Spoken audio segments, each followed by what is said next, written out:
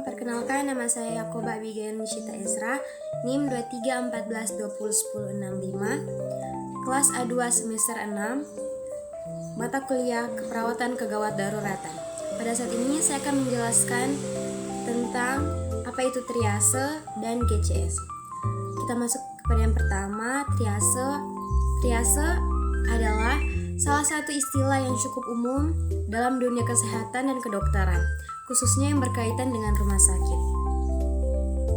Jenis-jenis triase terdapat beberapa jenis triase yang umum digunakan berbagai sistem kesehatan. Dua jenis triase utama yang sering diaplikasikan adalah yang satu, triase warna merah. Prioriti pertama, pasien dengan kondisi darurat yang memerlukan penanganan segera seperti kegawat jantung atau kehilangan darah berat. Kuning, prioriti 2, pasien dengan kondisi serius tetapi dapat ditangani setelah pasien. Berwarna merah, seperti fraktur atau infeksi paru-paru. Hijau, prioriti 3, pasien dengan kondisi yang tidak darurat dan dapat ditangani setelah pasien. Berwarna merah dan kuning, seperti luka ringan atau demam.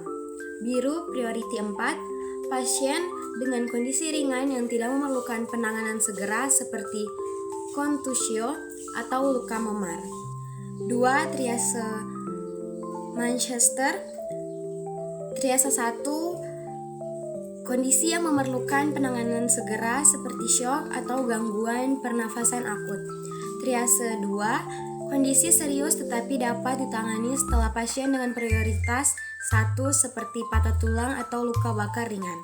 Triase 3, kondisi yang tidak darurat dan dapat ditangani setelah pasien dengan prioritas 1 dan 2, seperti infeksi saluran kemih tanpa komplikasi. Triase 4, kondisi ringan yang tidak memerlukan penanganan segera seperti luka gores atau nyeri ringan.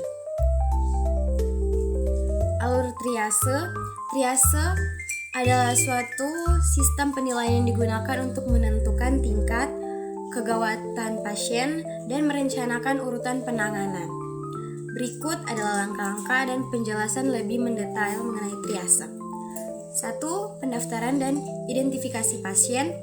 Yang pertama, pasien didaftarkan dan diidentifikasi dengan mencatat informasi dasar seperti nama, usia, dan keluhan utama. Identifikasi pasien ini penting untuk rekam medis dan kondisi koordinasi selanjutnya. 2. Evaluasi awal. Tim triase melakukan evaluasi awal terhadap kondisi pasien dan memperhatikan parameter vital seperti tekanan darah, denyut nadi, pernafasan, suhu, dan tingkat kesadaran. Yang ketiga, pemisahan pasien. Pasien kemudian dibagi menjadi kelompok berdasarkan tingkat kegawatan. Hal ini menjadi penentuan apakah pasien memerlukan penanganan segera atau dapat menunggu.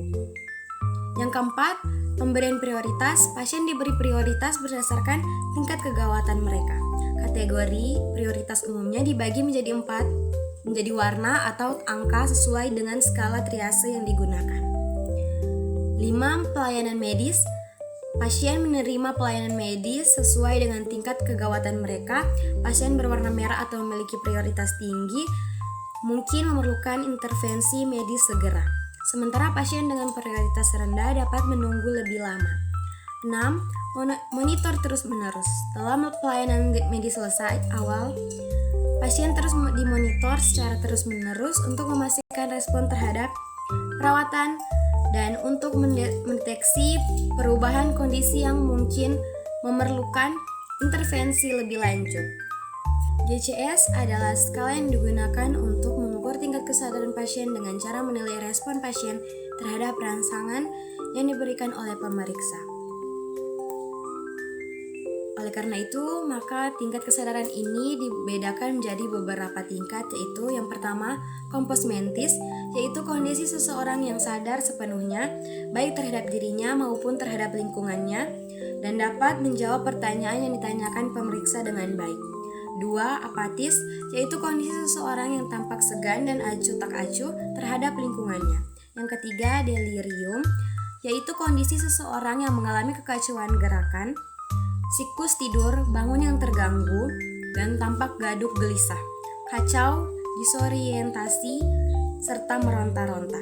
Yang keempat, somnolen, yaitu kondisi seseorang yang mengantuk namun masih dapat sadar bila dirangsang, tetapi bila rangsangan berhenti akan tertidur kembali. Kelima, sopor, yaitu kondisi seseorang yang mengantuk yang dalam namun masih dapat dibangunkan dengan rangsangan yang kuat, misalnya rangsangan nyeri, tetapi tidak terbangun sempurna dan tidak dapat menjawab pertanyaan dengan baik. Yang keenam, semikoma, yaitu penurunan kesadaran yang tidak memberikan respon terhadap pertanyaan, tidak dapat dibangunkan sama sekali, respon terhadap rangsangan nyeri yang hanya sedikit, tetapi refleks kornea dan pupil masih baik. 7, yaitu penurunan kesadaran yang sangat dalam, memberikan respon terhadap pertanyaan, tidak ada gerakan, dan tidak ada respon terhadap rangsangan nyeri. Pada pemeriksaan GCS, respon pasien yang perlu diperhatikan mencakup 3 hal, yaitu yang pertama, reaksi membuka mata, kedua, pembicaraan verbal, ketiga, gerakan motorik. Nilai tingkat kesadaran GCS orang dewasa berikut. Yang pertama adalah mata, respon membuka mata. 4, spontan atau membuka mata dengan sendirinya tanpa dirangsang. 3, dengan rangsangan suara, dilakukan dengan menyuruh pasien untuk membuka mata. Yang kedua, dengan memberikan rangsangan nyeri, misalnya menekan kuku jari. Yang satu, tidak ada respon meskipun sudah dirangsang. 2, verbal. 5, berbicara mengoceh seperti biasa. 4, menangis lemah. 3, menangis karena diberi rangsangan nyeri. 2, merintih karena diberi rangsangan nyeri. 1, tidak ada respon. 3, motorik gerakan. 6, bergerak spontan. 5, menarik anggota gerak karena sentuhan. 4, menarik anggota gerak karena rangsangan nyeri. 3, fleksi abnormal. 2, ekstensi abnormal. 1, tidak ada respon. Cara menghitung nilai GCS.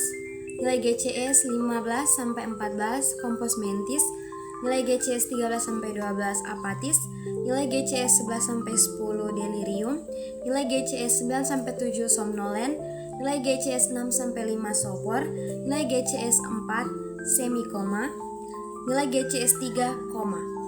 Cara meningkatkan GCS, yang pertama pemberian obat diuretik, obat anti kejang. Yang kedua operasi, dan yang ketiga rehabilitasi. Sekian penjelasan tentang triase dan GCS dari saya. Terima kasih.